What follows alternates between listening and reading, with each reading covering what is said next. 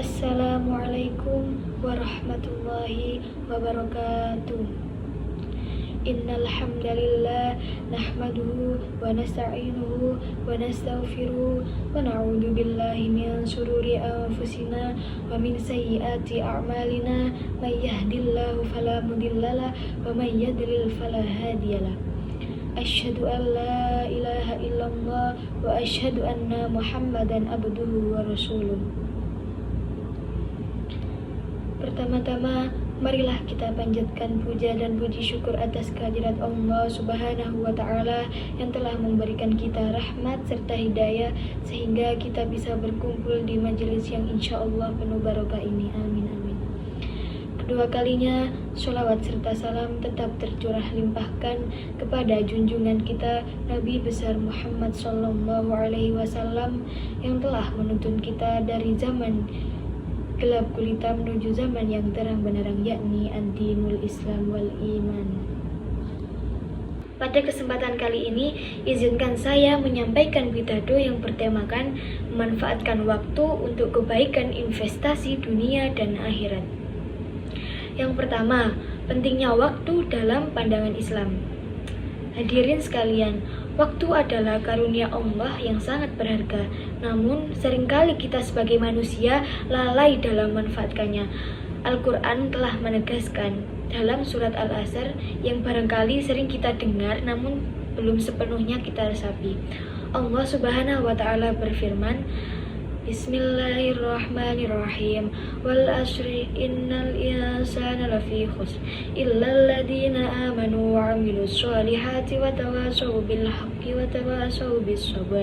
Yang artinya, demi masa, sesungguhnya manusia itu benar-benar berada dalam kerugian kecuali orang-orang yang beriman, mengerjakan amal soleh, saling menasihati dalam kebenaran dan saling menasihati dalam kesabaran. Quran Surat Al-Asr ayat 1-3. Ayat ini memberikan kita pelajaran mendalam bahwa waktu tidak boleh berlalu sia-sia. Setiap detik, setiap menit yang Allah titipkan adalah amanah yang kelak akan dipertanggungjawabkan. Rasulullah Shallallahu Alaihi Wasallam bersabda, tidak akan bergeser kedua kaki seorang hamba pada hari kiamat hingga ia ditanya tentang 4 perkara. Yang pertama, yaitu tentang umurnya, untuk apa ia habiskan. Yang kedua, tentang masa mudanya, bagaimana ia gunakan. Yang ketiga, tentang hartanya, dari mana ia peroleh dan kemana ia belanjakan. Dan yang keempat, yaitu tentang ilmunya, apa yang ia amalkan. Hadis riwayat At-Tirmidzi. Dari sini jelas bahwa setiap aspek hidup kita, terutama waktu, akan menjadi bahan pertanyaan di hari pengadilan. Yang kedua, yaitu waktu adalah modal kehidupan. Hadirin yang berbahagia, bayangkan hidup kita sebagai sebuah perjalanan bisnis. Waktu adalah modal yang diberikan oleh Allah kepada kita secara cuma-cuma.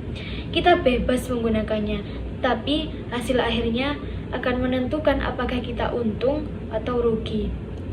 Rasulullah SAW pernah mengingatkan, ada 2 nikmat yang banyak dilalaikan oleh manusia, yaitu nikmat kesehatan dan waktu luang.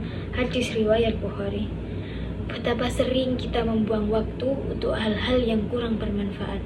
Kadang kita habiskan waktu berjam-jam hanya untuk hiburan duniawi, tanpa memikirkan apakah itu mendekatkan diri kepada Allah atau malah sebaliknya. Padahal waktu yang terbuang tidak bisa kita putar kembali. Yang ketiga, yaitu cara memanfaatkan waktu untuk kebaikan. Lalu bagaimana kita bisa memanfaatkan waktu ini dengan baik? Di sini saya akan menyebutkan beberapa langkah praktis yang dapat kita lakukan. Yang pertama yaitu membuat prioritas dalam hidup.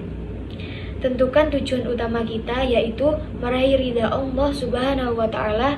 Segala aktivitas yang kita lakukan hendaknya memiliki nilai ibadah. Mulailah hari dengan sholat subuh berjamaah, berdoa, dan membaca Al-Quran. Dengan begitu, hari kita akan penuh berkah. Yang kedua yaitu mengisi waktu dengan amal soleh. Rasulullah SAW bersabda, Barang siapa yang hari ini lebih baik dari hari kemarin, maka dia termasuk orang-orang yang beruntung. Barang siapa yang hari ini sama dengan hari kemarin, maka dia termasuk orang-orang yang merugi. Dan barang siapa yang hari ini lebih buruk dari hari kemarin, maka dia termasuk orang yang celaka. Hadis riwayat Al-Baihaqi. Maka dari itu, jadikan setiap hari kesempatan untuk menambah amal. Maka dari itu, jadikan setiap hari kesempatan untuk menambah amal baik. Lakukan sedekah, bantu orang tua, jaga silaturahim, dan sebarkan ilmu kepada orang lain. Yang ketiga, menjauhi perbuatan sia-sia. Dalam sebuah hadis, Rasulullah SAW bersabda, di antara tanda kebaikan Islam seseorang adalah meninggalkan perkara yang tidak bermanfaat baginya. Hadis riwayat At-Tirmidzi. Hindarilah aktivitas yang tidak memberi manfaat seperti bergosip, bermain media sosial berlebihan, atau hal-hal yang hanya memalingkan kita dari tujuan itu. Yang keempat yaitu mencatat target harian dan evaluasi diri.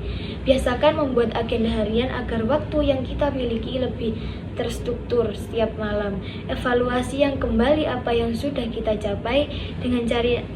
Dengan cara ini, kita akan lebih sadar terhadap tanggung jawab.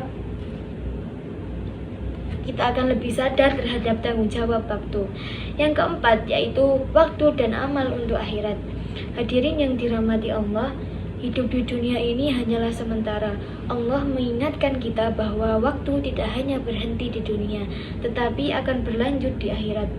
Allah Subhanahu wa Ta'ala berfirman, Bismillahirrahmanirrahim. Wa mal hayatud dunya illa la'ibu walad darul akhiratu khairul lil ladzina yattaquna afala ta'qilun.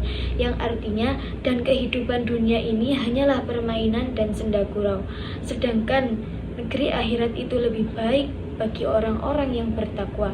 Maka tidakkah kamu memahaminya?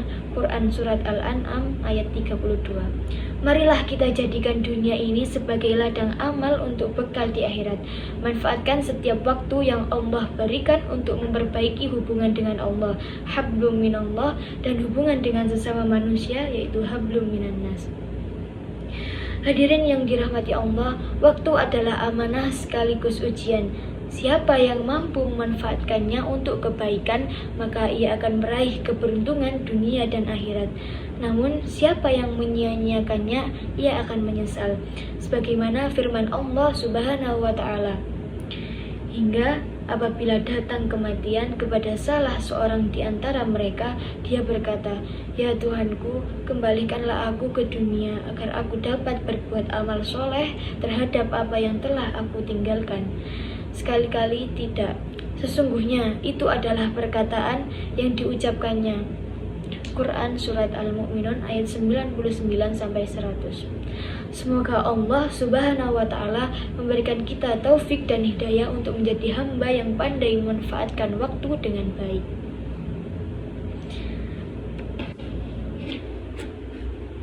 Demikian yang dapat saya sampaikan. Mohon maaf jika terdapat kekurangan dalam pidato ini. Semoga kita semua termasuk ke dalam golongan hamba Allah yang beruntung. Assalamualaikum warahmatullahi wabarakatuh.